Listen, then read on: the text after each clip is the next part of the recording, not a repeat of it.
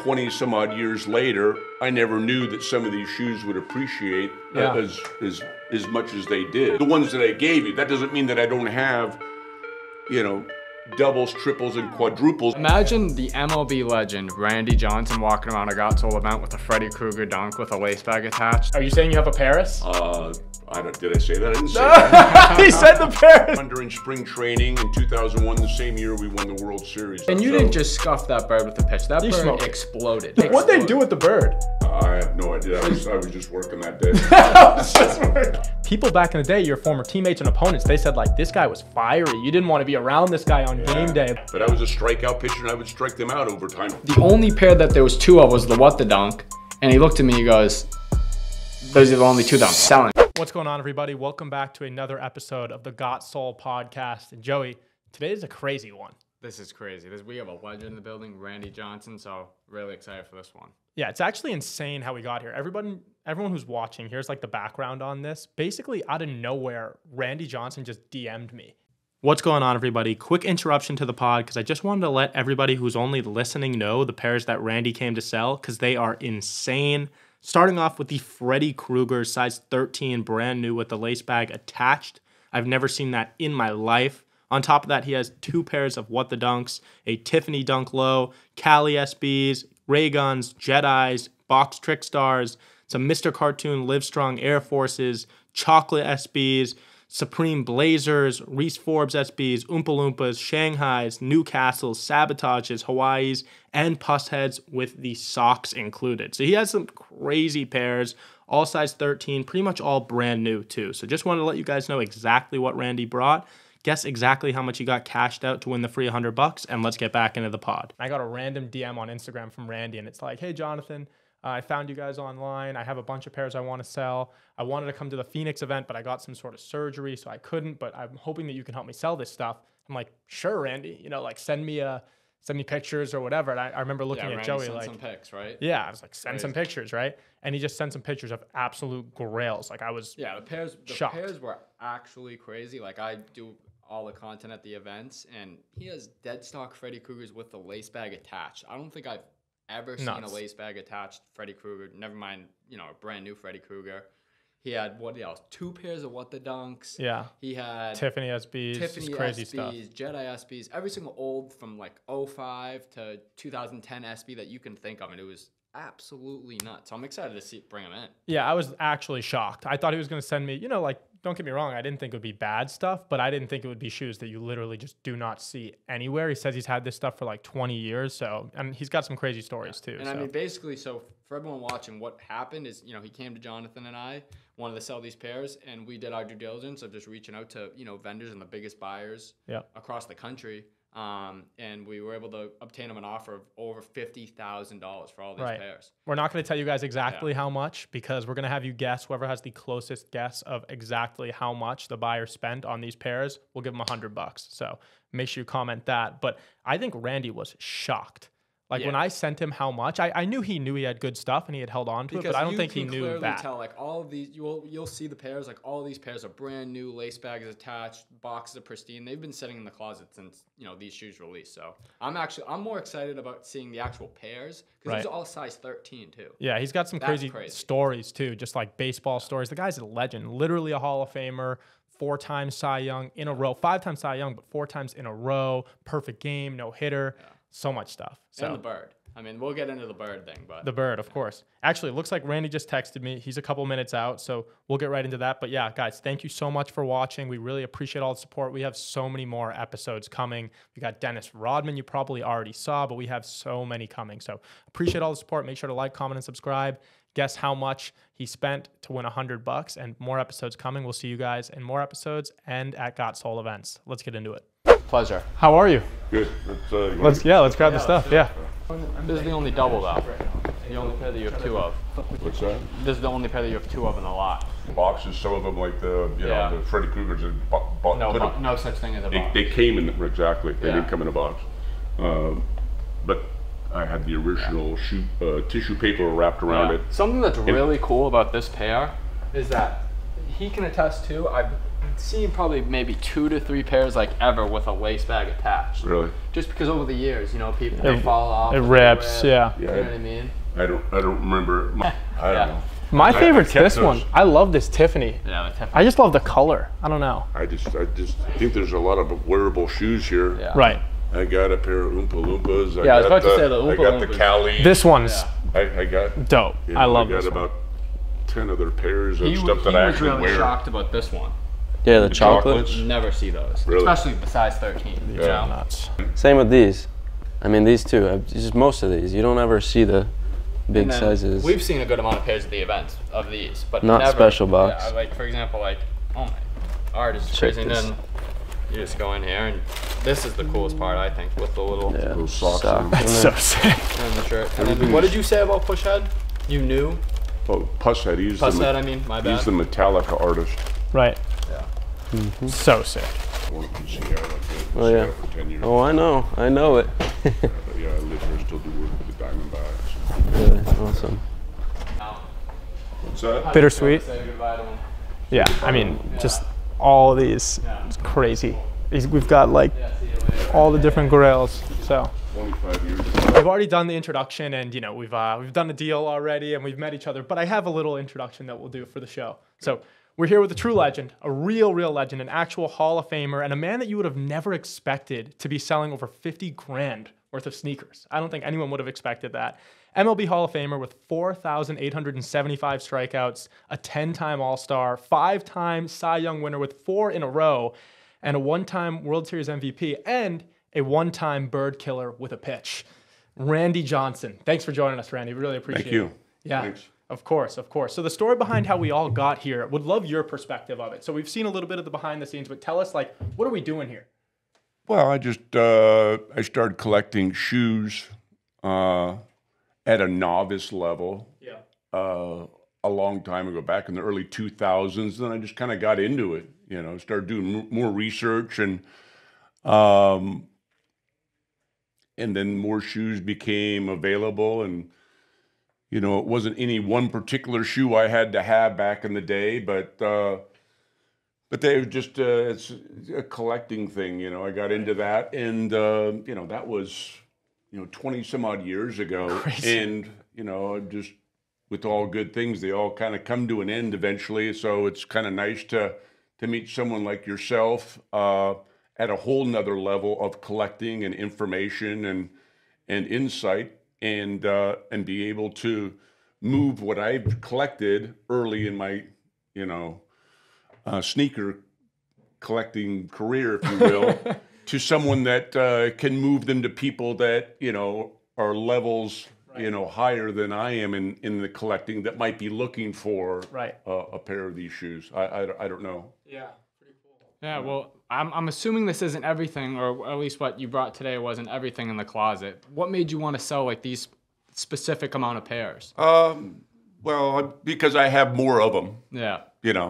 Yeah, because you had what, 2 What the Dunks, and you had the Freddy, but you kind of hinted at the fact to me. Well, a little bit earlier. maybe something else in the closet, Yeah, it's just right? one of those things. You don't know what's back there. It's kind of dark, and I don't turn all the lights on. So just leave it at that. No, that's awesome. Randy, what's the most you ever spent on a shoe? Do you remember?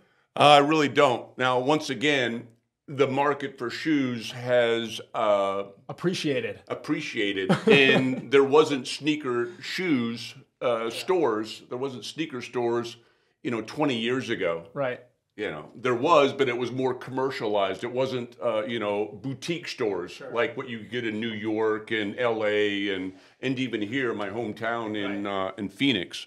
And so the shoes, when they were coming out, if you were getting them at when they were being released, a lot of times I was getting them from a friend that knew a little bit more about it than me, or I was getting them from someone that already had purchased them, and now they were selling them, so I was getting them, through a selling market, a lot of times eBay. Interesting.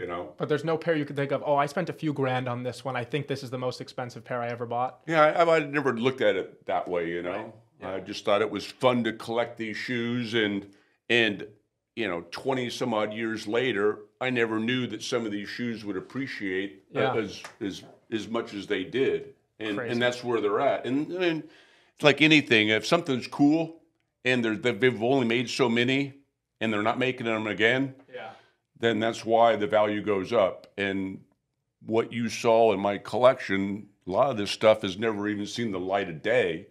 You know, it's still got, you know, they're dead stock. They, you know, have the shoelaces a lot of times still attached to them. Yeah. And, you know, and I wear some of them, you know. Right. So it's kind of cool. Yeah, and it's pretty crazy because the pairs that you sold, you know, to the seller, the Nike SB Dunk craze has just been crazy over the past couple of years. And, you know, as you see as the price appreciated very much in your favor over the years. Yeah. I got a kind of a twofold question off of the money question. Do you have a rough estimate? Do you think in your head? Obviously, you can't pull up the eBay receipts and how much you spent for the Tiffany's. Yeah, I have no idea. No clue.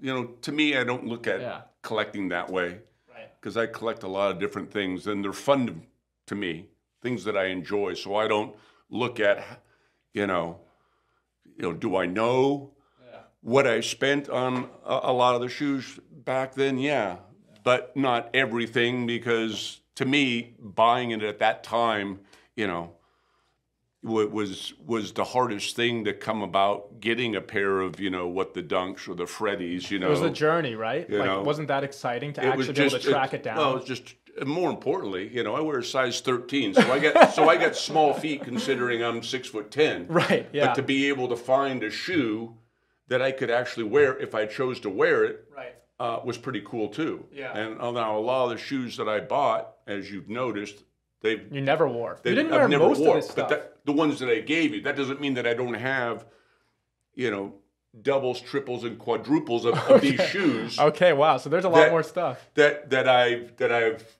A, holding on to, or B, you know, that I have worn. Yeah. You know, maybe once or twice that you know is in a glass case. So there might be another Freddy Krueger in the closet. That's what you're trying to say.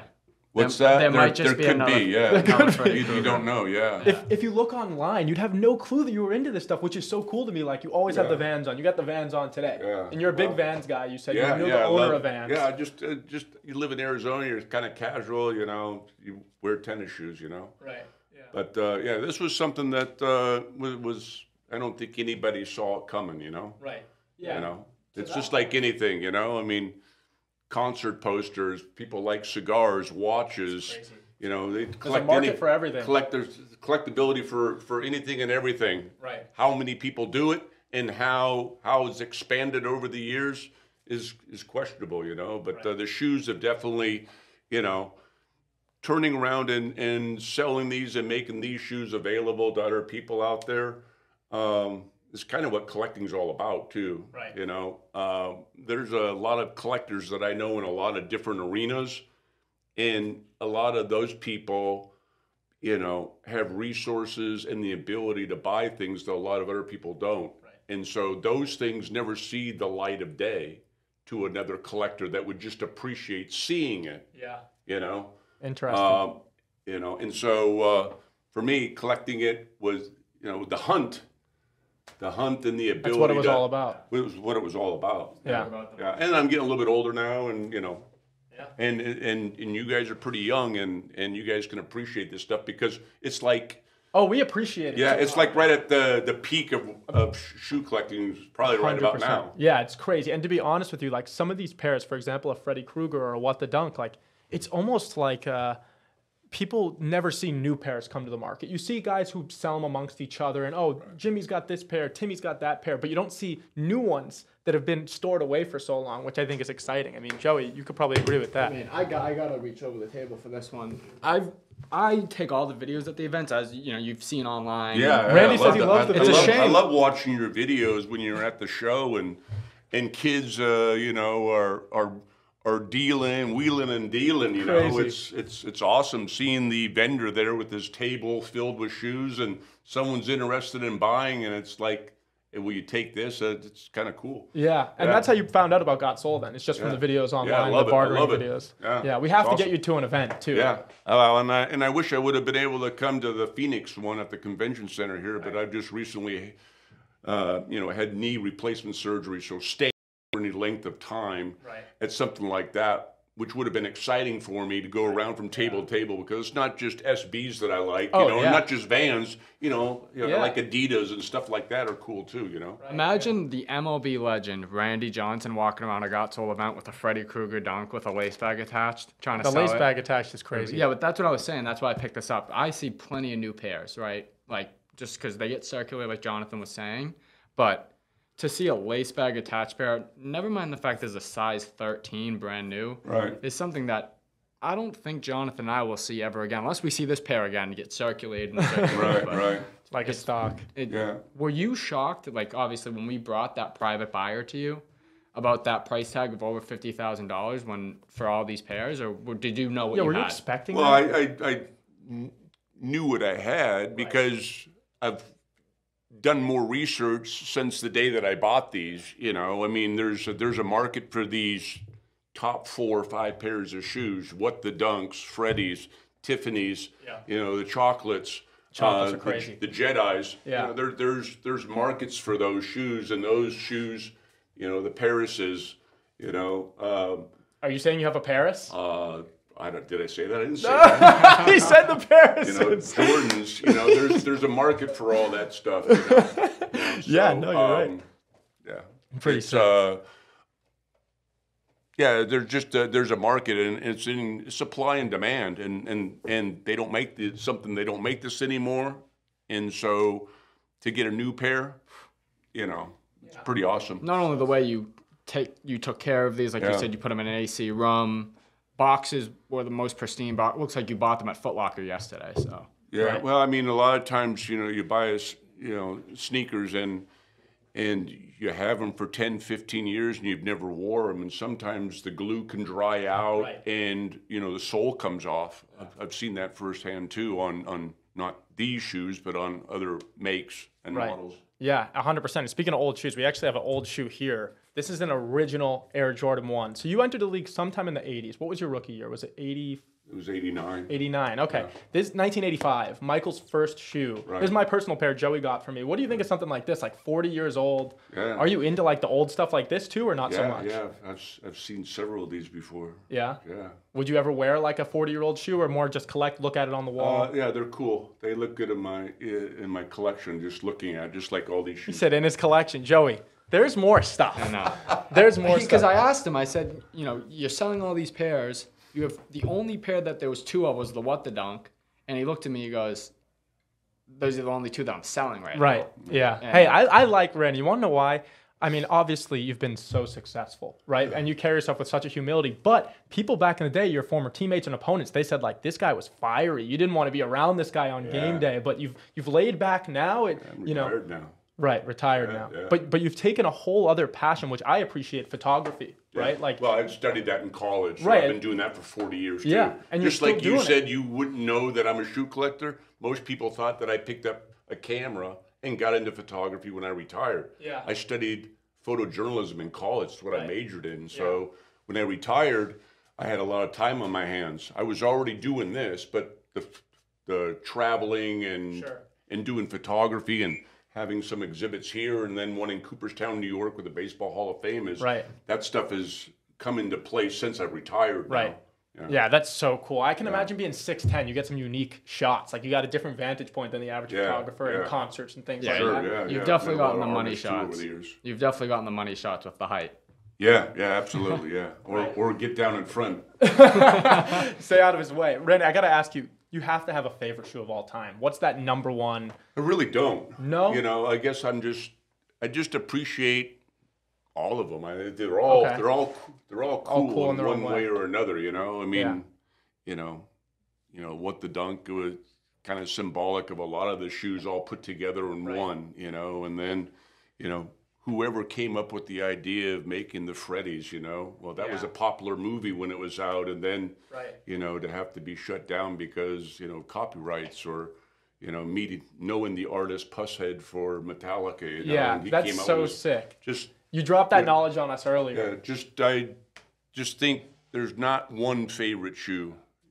Right. What about least favorite? Any sneakers that you look at and you're like, I don't get why people like those. I hate those. They're overrated. Anything that you just don't fashion sneakers that you're not into that people are?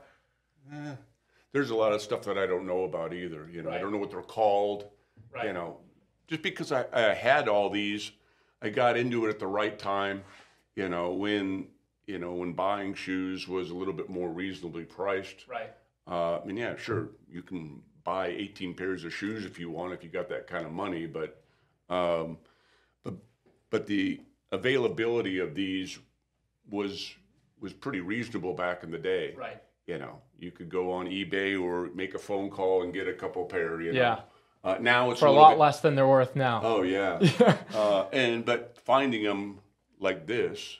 Right. It's a lot harder too. Yeah. You know, oh yeah, I wore them a couple of times, and then for me, it wasn't really about wearing a lot of these shoes. It was just the fun of collecting them. That's all. Right. Yeah. And the market has like completely changed from when you were collecting to the game now. It's all these pairs, for example, the Tiffany's. The shoes have changed too. Yeah. No, that's the shoes don't even look like the same. The same anymore. I mean, you see some crazy stuff. So I was going to ask you, like, you're talking about Pusshead and you're talking about Freddy Krueger and all these pop culture moments. I mean, those were popular. Right, so that's the for point. the market back then. Right. And now, you know, we've come 10, 15 years, and now everything else has kind of changed. And, you know, how many different colors are there of lobsters, you know? Crazy. You know, I think it was red was the original, and then I got a couple pairs of the blue, and then they came out with a bunch of other colors. Have you seen the yellow? Yeah, no, I've seen it. Okay, we have a couple shoes at the very end that we'll show you. We want to get your quick opinion on. Yellow is one of them. But it's funny, speaking about pop culture, right? Like, obviously, sports in America, baseball is America's favorite pastime, right? Like, you said you know the members of Metallica. That is so sick. Let me ask you, like, are you still keeping up with pop culture stuff? Like, are you seeing, Drake's in this beef or Kanye's doing this? Do you keep up with any of that stuff? No, I got other interests. You know, my photography is, keeps me pretty busy. But, I like the shoes, was something that occupied my time when I was playing baseball, when I had free time. Now I have lots of free time, but I have other interests now too. Yeah, but you're not into the probably one reason why I'm moving some of my shoes is because that will let me create other interests in other areas. Right. So it's funny. I was going to ask you that question because my lead up was this. So you said you're not as much into the pop culture stuff these days, but you know that Travis Scott is like the top dog in today's sneaker market, right? So this shoe right here, obviously Travis Scott, Jordan 1. I'm sure you've seen this one before. Yeah. And we talked earlier, Dennis Rodman's a good friend of Got Soul. He's hosted our event. He has a podcast episode with us. And you said you saw him recently in Sacramento. I'm sure you guys have spoken before. Yeah. My question for you is, when Dennis came to our event, he was wearing a pair of sneakers back in the 90s, right? And they had a backwards swoosh as well, right? He came to our Chicago event. We were walking around doing a walk-around kind of interview at the event, looks right into the camera and says, "Travis Scott, you copied me. I did the backwards swoosh first." Really? Do you have any 2 cents on that? I just watched basketball, but I never saw what Rodman was wearing on his feet. Right. But I wouldn't put it past him. Right. And he probably got the evidence, right? He probably got a pair from the 90s that he was wearing back then. Right. And that would be enough proof that people would know that the swoosh was backwards. It was all over the internet, Andy. TMZ, it was everywhere. Dennis Rodman calls out Travis Scott. Yeah. So, I mean, Joe, you can probably attest to like some of the crazy stories behind all this stuff. Yeah, and I mean, the whole reason why I kind of brought up today's market compared to when you were collecting is just because obviously all these pairs, for example, have a story behind it. You see the Pussheads, you see the Freddys, you see the What the Dunks, right? Right. But now it's more so designer focused. Like Jonathan was just saying, you were just talking about like Travis Scott's really big. You have a Red October right over there. Kanye is really big. Do you have a favorite designer in sneakers, or is it more so just? Yeah. I just think it is what it is. I'm not a total sneakerhead, you know. But you're a collector. I loved what I had, and I love what I still have, and there's a reason why I bought it back then, and it was just cool, But once again, we're talking, 2007, we're talking, 20 plus years ago, a lot of music artists and even, Dr. J and Jordan were having their shoes out, Adidas and stuff like that, Converse. But there wasn't a lot of music artists, rappers that were having their own shoes. Yeah, barely any back at then. all. I mean, the first person that came to mind would probably be the Adidas with Run DMC that made Adidas relevant. Yeah. You know, but that was in the late 80s too, wasn't it? Right, yeah, of course. And you've seen this stuff play out over time. And even then there wasn't that many. Right. You know, Yeah. and now there's a lot. Everybody's got their own shoe, you know, or trying to get their own shoe for, to be respected, I guess. Yeah. Right. Yeah. I just got a quick questions about your baseball career. Yeah, some of the crazy moments. Yeah. You know the first question I'm going to ask you. What do you think it is? Probably about the bird. I'm going to ask you about the bird. Yeah. Can you give us 2 seconds on the bird? Like, did you think that? I don't know. It's been 20 years, however long it's been. People would still be talking about this. Yeah, it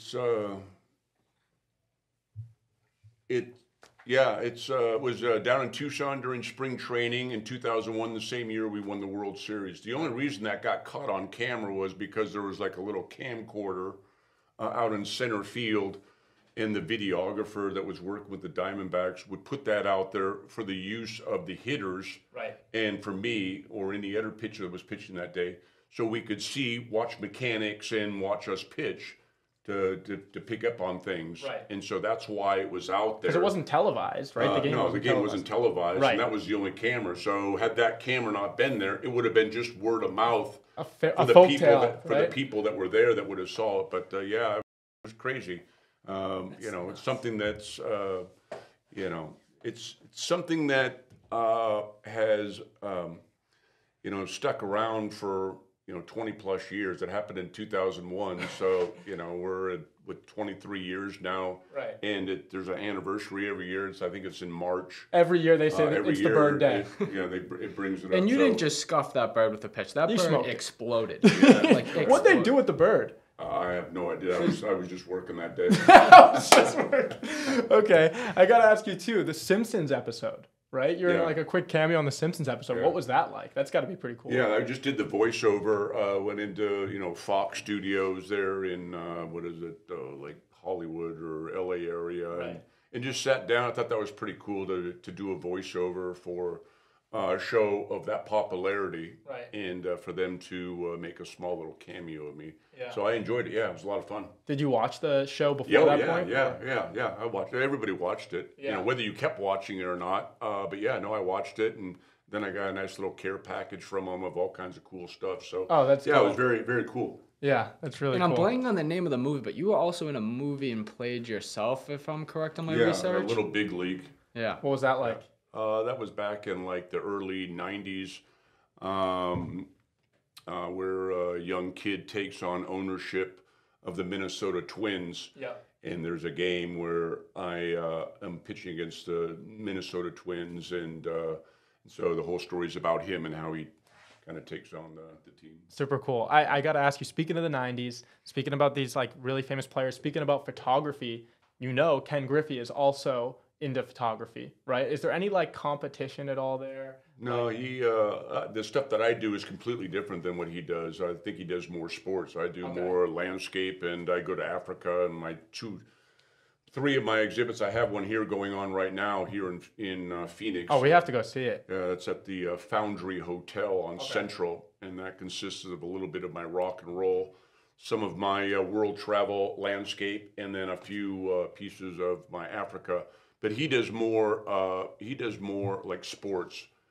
Football and baseball, and I kind of, when I retired, I wanted to, put my energy and time into other areas, especially with my camera. So I haven't gotten into the same kind of things that he photographs. Interesting. Yeah, and I mean, you've probably struck him out a fair share of times back in the day, anyways, too. So. Well, we were teammates for 10 years. I haven't faced him too much, but.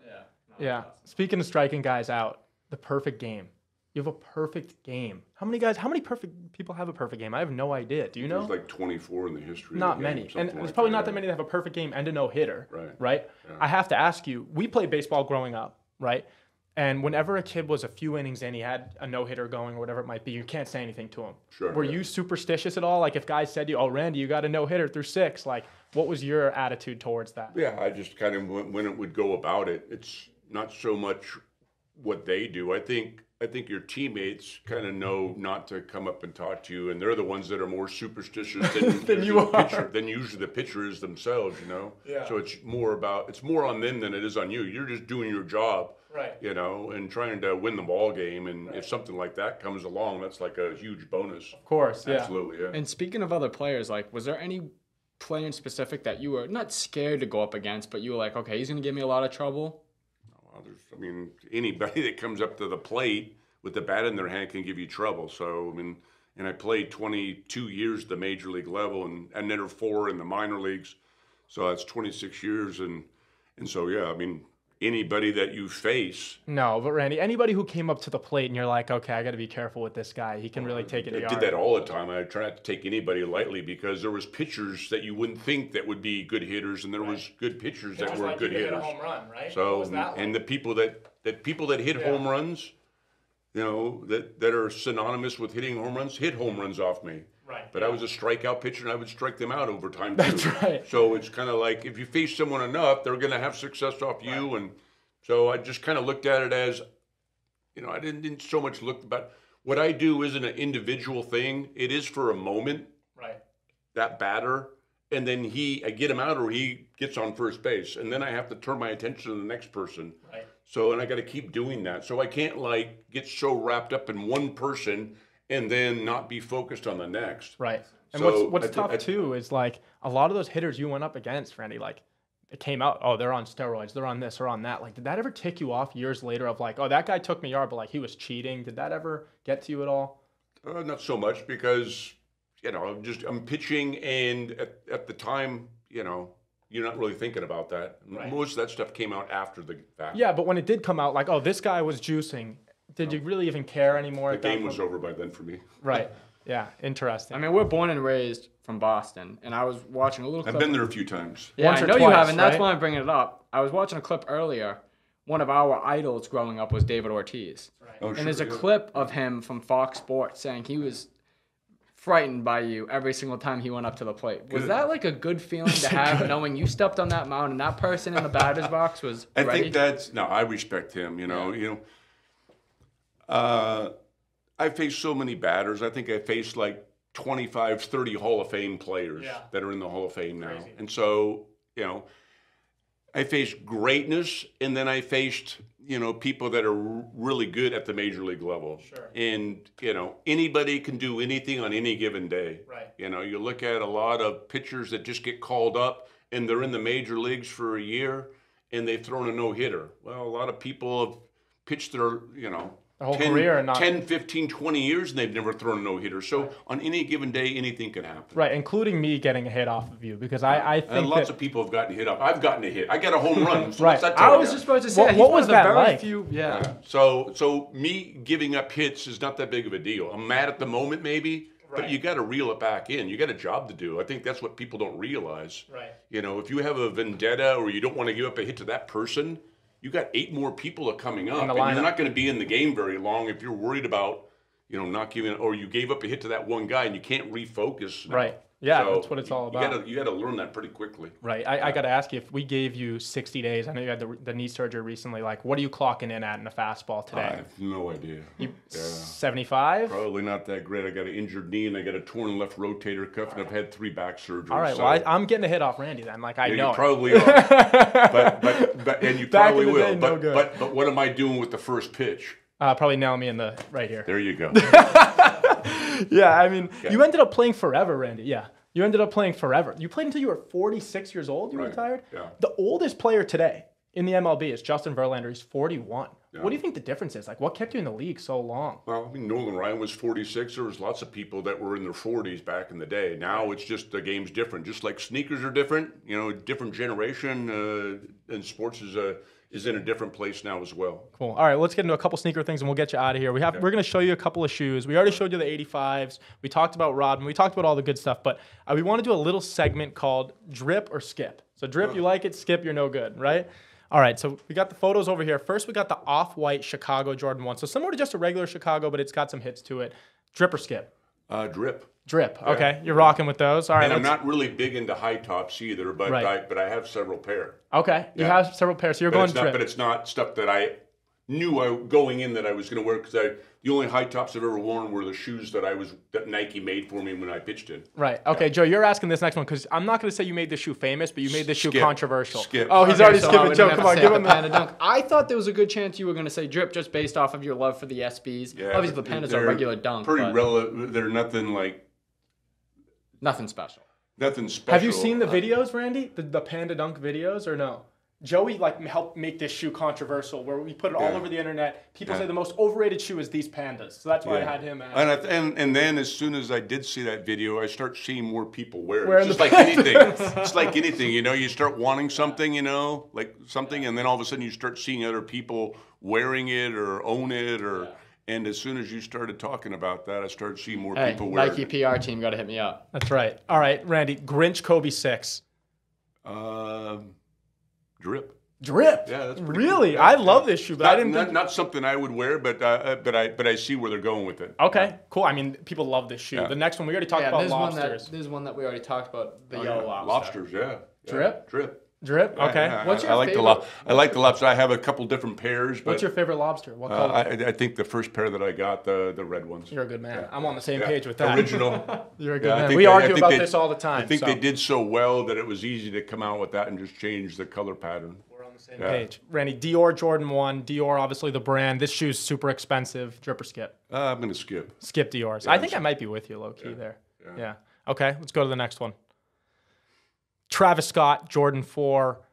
Controversial. Some people love it. Some people hate it. I'm going to say skip because it sounds like he took Dennis Rodman's idea. Dennis, Randy's on your team, for brother. no other reason that, Dennis should have patented that. Right, okay. This is an interesting one. I'm interested here. Drip or skip? The chunky dunk. The chunky dunk. This is a new age dunk that people love. Yeah, no, I've seen those before. Yeah, I'm going to skip. That's not a pair that's in my collection. Okay.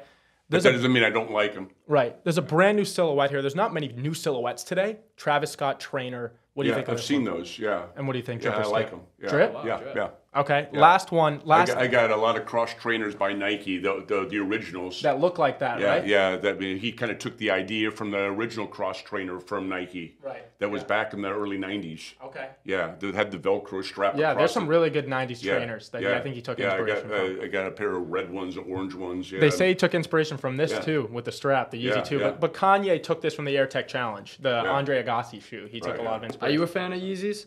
What's that? Are you a fan of Yeezys, the Yeezy sneaker model? No. Not easy guy. Joey, last one. You can introduce this one. Last, but certainly not least. I'm sure you've seen plenty of videos of these, the big red boot. Yeah, no, I'm sorry. Skip. I'm with you on skipping that. Me too. Yeah, I'll skip on that. Across the board. Yeah. Great. All right, well, great. Well, with that being said, that's another Got Soul podcast episode down. Randy, I mean this sincerely. We're big on giving people their flowers, right? And I think it's super important.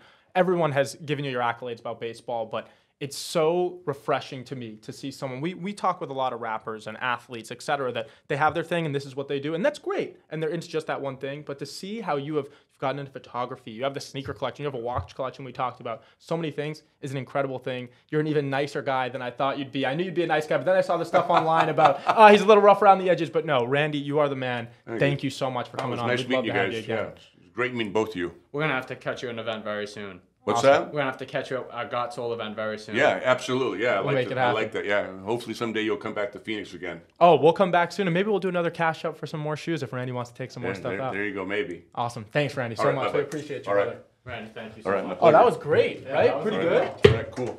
You're happy with it? You were fine with it? Yeah.